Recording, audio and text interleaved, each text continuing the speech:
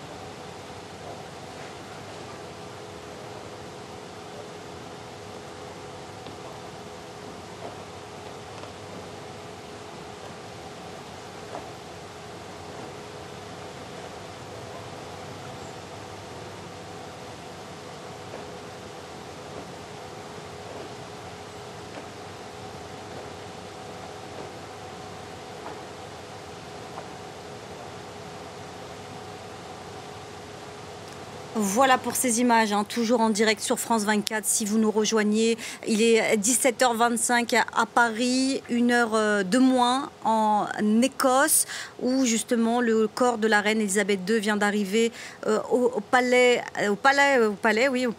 d'Édimbourg. C'est là que son corps va être exposé jusqu'à demain. Demain, un office aura lieu à la cathédrale de cette même ville. C'est là que devrait normalement la famille royale se présenter, notamment le Charles III, le tout nouveau monarque, et on peut voir ce protocole qui est respecté exactement comme cela avait été prévu depuis des années maintenant. On a toujours sur place notre envoyé spécial Karim Yayaoui. On entend ce silence religieux, on peut le dire quasiment. Karim, si vous êtes toujours avec nous, c'est quelque chose qui a été respecté depuis 3 jours. On ne parle plus vraiment de politique sur place.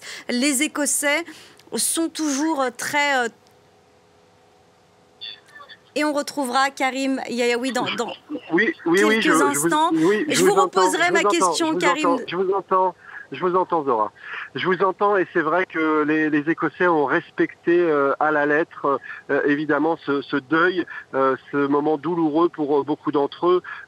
Depuis l'annonce de la mort d'Elisabeth, eh bien, les radios, les principales radios de la région... Karim, excusez-moi Karim, je vous coupe, priorité au direct. On va faire vivre ces images fortes à nos téléspectateurs parce qu'on voit, ça y est, pour la première fois, depuis cet après-midi, le cercueil de la reine Elisabeth II qui rentre donc dans ce palais et on va vivre les images en direct.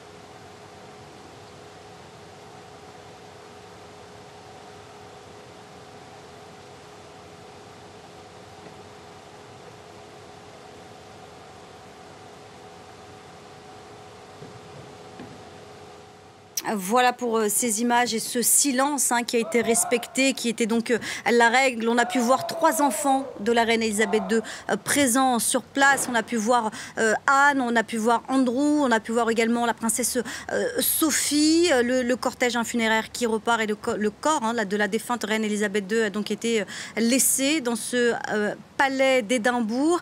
Karim Yaoui, vous êtes toujours sur place. Je vous ai interrompu, Karim. On le voyait, ce silence très fort. On a pu le vivre en direct sur France 24. Et je le disais, les Écossais ont respecté cette tradition de garder le silence, peut-être jusqu'au bout. Et on a laissé en quelque sorte la politique de côté d'ici là. Oui, on a laissé la politique de côté et c'est vrai que depuis quelques jours, l'Écosse, évidemment, n'est concentrée que sur ce moment, le moment où la reine Elisabeth II allait arriver à Édimbourg. Les radios ne diffusaient que des chansons et des musiques, on va dire, tristes. Pas du tout le cœur à la fête pour les Écossais. Les grèves ont été arrêtées, les compétitions sportives aussi. Et évidemment, dans tous les esprits, cette reine tant aimée, Elisabeth II, ils étaient très nombreux. On a vu au fur et à mesure de la journée, les Écossais se massaient toujours plus nombreux sur le Royal Mile, cet axe qui va du château d'Édimbourg jusqu'au palais d'Holyrood House. Tous ceux qui nous ont parlé nous ont fait part de leur émotion. Évidemment, ils ont conscience qu'une page se tourne, mais beaucoup ont souligné que l'image de la reine resterait gravée à jamais dans leur mémoire, notamment ceux qui sont un petit peu plus âgés, qui n'ont connu finalement qu'elle comme souveraine de Grande-Bretagne, mais aussi d'Écosse. Je vous le disais tout à l'heure, la reine entretient une relation un peu particulière avec l'Écosse. Le château de Balmoral, d'où elle est partie ce matin, a été acquis par la famille royale au milieu du 19e siècle. C'est la reine Victoria qui était tombée amoureuse de la région et la reine Elisabeth II avait le même amour pour cette région d'Écosse. Chaque année, au mois d'août, au mois de septembre, elle rassemblait ses enfants, ses petits-enfants pour passer du temps dans ce château de Balmoral qu'elle aimait tant. Et ce n'est pas un hasard que aujourd'hui, ce trajet qui l'a emmené jusqu'à Édimbourg, traverser les plus belles régions d'Écosse. Et je vous le disais tout à l'heure, ce sentiment particulier qu'elle avait pour l'Écosse était réciproque, puisqu'on parle déjà depuis de nombreuses années des velléités indépendantistes de l'Écosse. Eh bien, les Écossais, si certains veulent être indépendants, rêvaient de pouvoir garder leur reine. Et je vous le disais tout à l'heure, la tâche va être ardue pour le nouveau roi parce que passer après Elisabeth II, ce n'est pas chose aisée, même s'il a eu beaucoup de temps pour se préparer. Oui, et on le sait, et ça a été souvent cité, il n'a pas auprès du peuple la même aura que sa mère qui est restée en poste, il faut le dire, en quelque sorte, 70 ans sur le trône. Karim, vous qui êtes sur place, est-ce que justement les Écossais vous ont parlé un peu de la relation qu'ils ont avec Charles III? Est-ce qu'ils sont plutôt un peu comme du côté de Londres? Est-ce qu'on peut imaginer que demain, lorsqu'il arrivera, l'accueil sera aussi chaleureux que devant Buckingham Palace? Ou est-ce que certains vous ont fait part de leurs réserves du côté d'Édimbourg? Disons que sans faire part de leurs réserves, ceux qu'on a pu rencontrer nous ont expliqué qu'ils devaient en quelque sorte faire ses preuves.